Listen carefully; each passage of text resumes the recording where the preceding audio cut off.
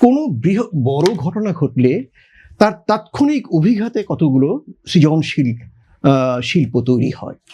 তাৎক্ষণিক অভিঘাত অতিক্রান্ত হয়ে যাওয়ার পরে কিন্তু দীর্ঘমেয়াদী যে প্রভাব চেতনা সেটি কিন্তু তৈরি হয়। সালাম সালাম, আমার ভাইয়ের রক্তে রাঙানো অথবা ইত্যাদি যে গান এবং কবিতাগুলো, এগুলো কিন্তু তাৎক্ষণিক অভিঘাতে রচিত, ফলে সেটি 21 কেন্দ্রিক হতেই হবে।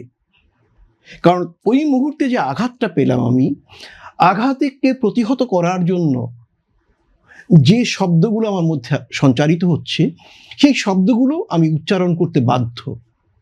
আমরা সেটা করেছি। কিন্তু তারপরেটা কি? তারপরে হচ্ছে যে ভাষা কেন্দ্রিক এই অভিঘাতটি তৈরি হলো, তাকে কেন্দ্র করে শিল্প, সাহিত্য, নাটক ইত্যাদি ইত্যাদি তৈরি করা। আপনি লক্ষ্য করুন, বাংলাদেশে 52 এই মহাজাগরণের পরে বাংলা সাহিত্যের একটি, বিশেষ করে এই বঙ্গভিত্তিক, এটি পশ্চিমবঙ্গেও প্রভাব পড়েছিল, একটি নবজাগরণ তৈরি হয়েছিল। অনেক প্রচুর সংখ্যক তরুণ কবি বেরিয়ে এলো, যাদের ভাষা, যাদের উচ্চারণ আগের মতো না। আমরা মনে করতে পারি রবীন্দ্র উত্তর, বুদ্ধদেব, বসু প্রমুখ পঞ্চপাণ্ডব যাদের বলা হয় কবিতায়, তারা সজ্ঞানে রবীন্দ্রনাথকে অতিক্রম করার চেষ্টা করেছেন।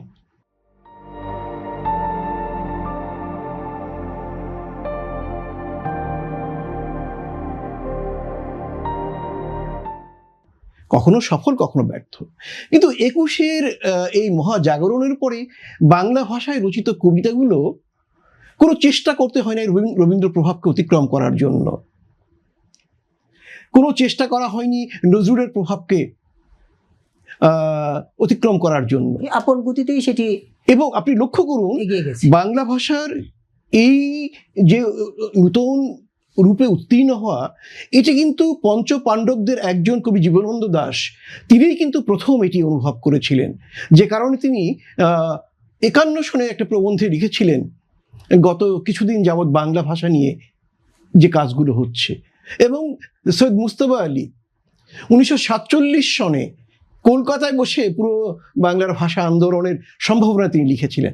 তার মধ্যে তার মানেটা কি? মানেটা যে 21 এই বোধগুলোর একটি উদ্বোধন ঘটায়। তারপরে দেখুন, আমরা মনে করতে পারি সেই পথে আমরা 71 পেলাম, এবং 71-এর পরে বাংলা নাটকে, বাংলা কবিতায়, যেটি আমাদের গোলাম কিবরিয়া পিনু যেটিকে ধারণ করেন, বাংলা কবিতায়, নাটকে, গানে একটা নতুন যুগ এলো। এবং সেই যুগটাকে আপনি দেখেন, এরপরে যখন আমরা স্বৈরাচার এরশাদ শাহীর আমলে এলাম, তখন কিন্তু এই জাতীয় মুক্তির সংগ্রাম আর ভাষার সংগ্রাম কিন্তু একাত্মভাবে জড়িত। তখন আমরা এরশাদকে উপলক্ষ করে বাংলা ভাষায়, শিল্পে কিন্তু আরেকটি পট পরিবর্তনের দিকে আমরা অগ্রসর হলাম। তার মানেটা কি? জাতীয় জীবনের প্রত্যেকটা সংকট, সেই সংকটকে অতিক্রমের উপযোগী ভাষা কিন্তু আমরা জনসাধারণ নিজেরা তৈরি করে নিয়েছি। আমি যেটি আসলে জানতে চেয়েছিলাম কিংবা জানার চেষ্টা করছিলাম, সেটি হলো যে আমরা 21 কেন্দ্রিক এই কবিতা, গল্প কিংবা এই গানগুলো আমরা বাজিয়ে থাকি, কিংবা আমরা শহীদ মিনারে যেদিন যাবো শ্রদ্ধা নিবেদনের জন্য, তখন এই গানগুলো বাজতে থাকে। আমাদের তরুণ প্রজন্মের মধ্যে 21-এর যে চেতনা, 21-এর যে স্পিরিট, সেগুলো ধরে রাখার জন্য স্কুলগুলোতে কিংবা শিক্ষা প্রতিষ্ঠানে কিংবা অন্যান্য সময় এই চর্চার ধারাবাহিকতাটা রাখা উচিত কিনা, সেটি এটি তো অবশ্যই রাখা উচিত। এবং লক্ষ্য করুন, আমাদের দেশে যে ইংরেজি স্কুলগুলো রয়েছে, আমি যতদূর জানি প্রত্যেকটি ইংরেজি স্কুলে 21, 26, 16 ডিসেম্বর এগুলো নিয়ে কিন্তু অনুষ্ঠান করতে হয়, এবং সেখানে এই কবিতা, এই গান, এগুলো করতে হয়। তার মানে তাদেরকে চর্চায় যেতে হয়। ইংরেজি স্কুলগুলোতে এখন বাংলা একটা সাব বিষয়, এটা কিন্তু পড়তে হয়। তার মানে বাংলা সেখানে রয়ে গেছে। এখানে একটা বিষয় আমাদের মনে রাখতে হবে, একটি শিশুর চিন্তন প্রক্রিয়াটা, চিন্তা করার প্রক্রিয়াটা কিভাবে তৈরি হয়। সে যে ভাষা পরিবেশে থাকবে, সে স্কুলে কি পড়লো না পড়লো, তার চেয়ে গুরুত্বপূর্ণ হলো সে যে ভাষা পরিবেশে থাকবে, সেই পরিবেশে তার চিন্তন প্রক্রিয়াটা গঠিত হবে। এবং এই চিন্তন প্রক্রিয়াটাকে কিন্তু সে যখন অন্য ভাষা শিখবে, অন্য ভাষাকে এই ভাষার মধ্য দিয়েই কিন্তু সে গ্রহণ করবে। এ কারণে একটা বিখ্যাত রবীন্দ্রনাথের কৌতুক রয়েছে না, তিনি লন্ডনে গিয়েছেন, একজন বাঙালি লন্ডনের রবীন্দ্রনাথের সাথে ইংরেজিতে কথা বলছেন। একটু কথা বলে অনেকক্ষণ পরে বললো, অনেকদিন তো লন্ডনে আছি, তাই বাংলাটা ভালো বলতে পারি না।